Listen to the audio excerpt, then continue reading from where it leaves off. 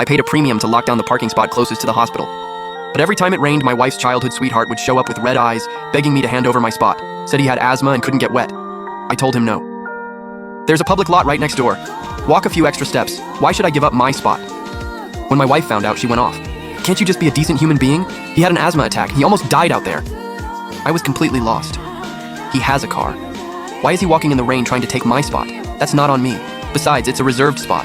I paid for it. First come, first served.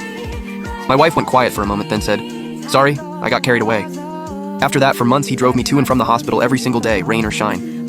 But the day I went into acute kidney failure and needed emergency treatment, he drove me around for 3 hours straight and made me miss the critical treatment window. On the hospital's big screen, I saw her wrapped up in her childhood sweetheart Guyan's arms. She laughed coldly. "Didn't you say first come, first served? Well, the dialysis unit's full now. Let's see how long your life has to sit and wait." A sharp, crushing pain hit my kidneys. I grabbed my wife Linwan's arm and begged, "Wanwan, get me to the hospital now. I feel like I'm dying." She ripped her arm away and laughed. "What's the rush? When Guyan had his asthma attack, he was in way more pain than you are right now." The car screeched to a stop.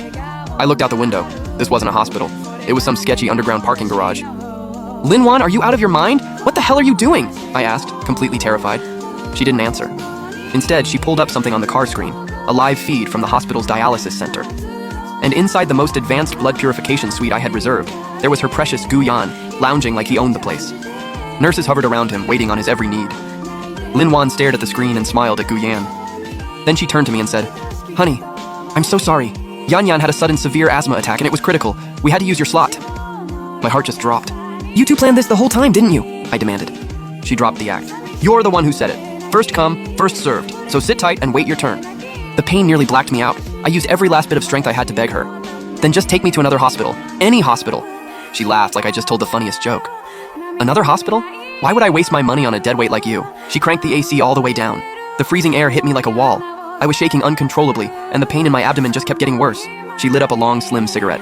The harsh smoke sent me into a violent coughing fit, and every single cough felt like my kidneys were being ripped apart. I stared at this stranger wearing my wife's face, barely able to speak. "Linwan, were our 3 years together even real?" Her eyes went ice cold. "Guyan saw you with another woman, and now you want to bring up our 3 years?" I stared at her in disbelief. "Are you serious? When did I ever do that?" Linwan spun around. "Guyan has bad health. Stealing his parking spot was bad enough. Then you made him stand in the rain and he ended up with a fever. Now it's your turn to feel what that's like." The car door clicked locked. She stepped out and left me there, alone in that freezing, pitch-dark car.